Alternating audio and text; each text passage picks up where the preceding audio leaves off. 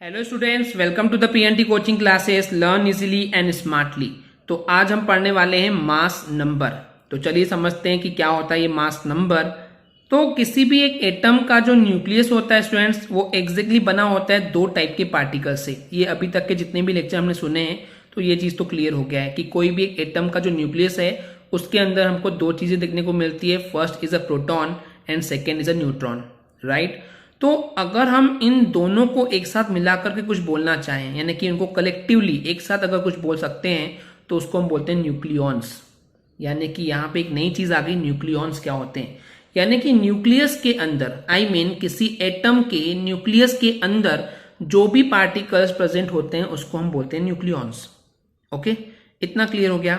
तो यहाँ पे एक चीज आपको पता होना चाहिए कि हमने सिर्फ और सिर्फ प्रोटॉन एंड न्यूट्रॉन पे फोकस क्यों किए, जबकि इलेक्ट्रॉन भी वहां पे हैं। कोई भी एटम के एक फंडामेंटल पार्टिकल्स की बात करते हैं तो वहां पे तीनों ही आते हैं, right, proton, neutron and the electron. पर हमने इलेक्ट्रॉन को इसलिए इग्नोर किए, द रीजन बीइंग जो एक इलेक्ट्रॉन का जो मास होता है वो ऑलमोस्ट नेग्लिजिबल होता है, बहुत हल्का होता है, क्योंकि इलेक्ट्रॉन, ये हमने आपको ऑलरेडी बताया हुआ है, राइट। ओके स्टूडेंट्स, तो इस वजह से जो किसी भी एक एटम के टोटल मास की बात कर रहे हैं तो पूरा कॉन्सेंट्रेशन कहाँ होता है हमारा, उस एटम के न्यूक्लियस की तरफ। क्योंकि इलेक्ट्रॉन्स को हम इग्नोर कर भी देंगे तो चल जाएगा, क्योंकि उनका मास जो है ऑलमोस्ट नेग्लिजिबल होता है।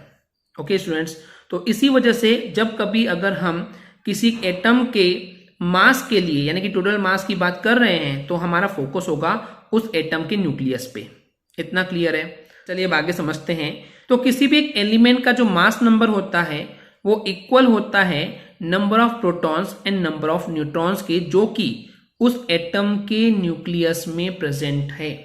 यानी समझिए, मास नंबर की बात करें तो नंबर कहां से मिलेंगे कि किसी भी एक एटम के अंदर जितने भी नंबर ऑफ प्रोटॉन है एंड नंबर ऑफ न्यूट्रॉन है, उन दोनों को प्लस करने पे जितना भी नंबर आएगा वो हमारा क्या होगा, वो होगा हमारा mass number, right.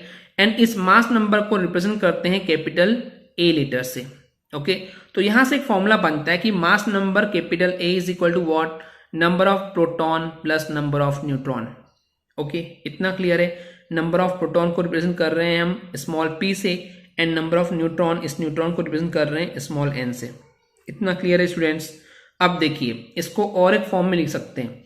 Number of proton, इसको क्या बोल सकते हैं, एटॉमिक नंबर बोल सकते हैं ना। जैसे कि हमने पिछले वीडियो में देखे थे कि एटॉमिक नंबर क्या था। एटॉमिक नंबर वो नंबर होता है जो कि उस एटम के न्यूक्लियस के अंदर जितने भी प्रोटॉन्स के नंबर हैं वही होता है ना एटॉमिक नंबर। तो नंबर ऑफ प्रोटॉन के बदले में एटॉमिक नंबर बोल सकता हूं एंड नंबर ऑफ न्यूट्रॉन रहेगा एज इट इज। तो ये फॉर्मूला भी फाइन है, ये फॉर्मूला भी फाइन है, पर आपको दोनों पता होने चाहिए थे।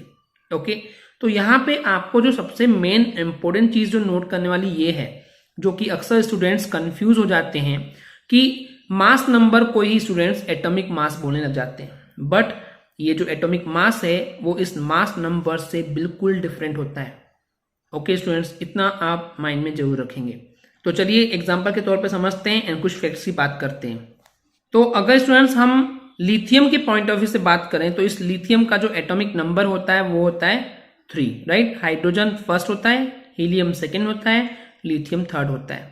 तो इस लिथियम का atomic number that is capital Z is equal to होता है 3। लेकिन अगर इस लिथियम की एटॉमिक मास की बात करते हैं तो वो होता है 7। ओके, तो अब यहाँ पे एक चीज जो आपको पता होनी चाहिए, इस चीज को अगर हम एक्सप्लेन करें थोड़ा सा, कि जो नंबर ऑफ इलेक्ट्रॉन होते हैं इस लिथियम के अंदर वो कितने होंगे, वो होंगे जितना इसका एटॉमिक नंबर है, क्योंकि एटॉमिक नंबर जितना होता है उतने ही उसमें इलेक्ट्रॉन भी होते हैं, इट मीन्स 3।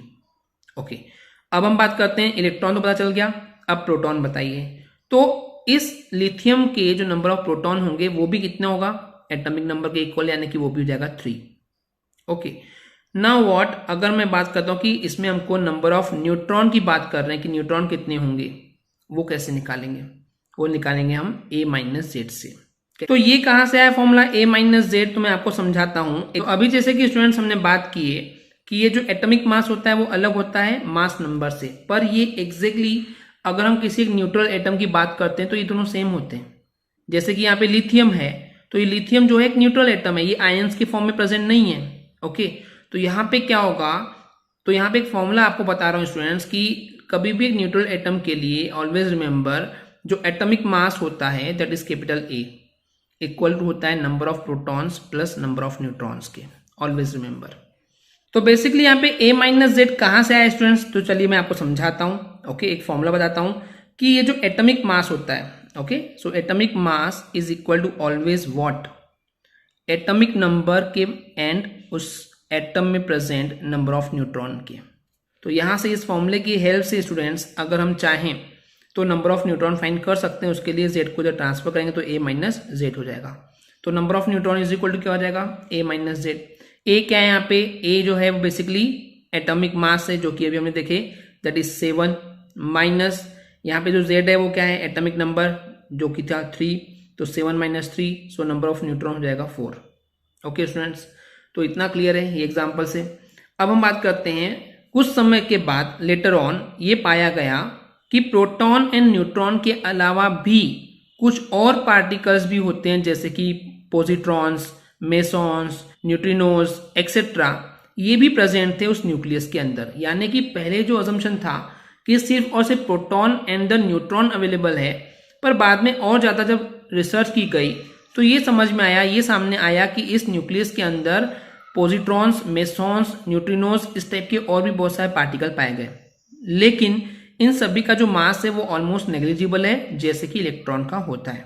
ओके स्टूडेंट्स, तो इसी वजह से अभी भी जो न्यूक्लियस का मास था वो उसके अंदर प्रेजेंट प्रोटॉन एंड न्यूट्रॉन्स की वजह से ही था। ओके, एंड इसी वजह से इस प्रोटॉन एंड न्यूट्रॉन्स को जो नाम दिया गया था न्यूक्लियॉन्स, वो तभी भी एग्जिस्ट करता है। ओके स्टूडेंट्स, आई होप आपको क्लियर हो गया होगा। अगर आपको हमारी वीडियो से कुछ भी सीखने मिला या नॉलेज मिला तो प्लीज़ हमारे चैनल को सब्सक्राइब कीजिए एंड वीडियो को लाइक ज़रूर करें। आज के लिए इतना ही, थैंक यू।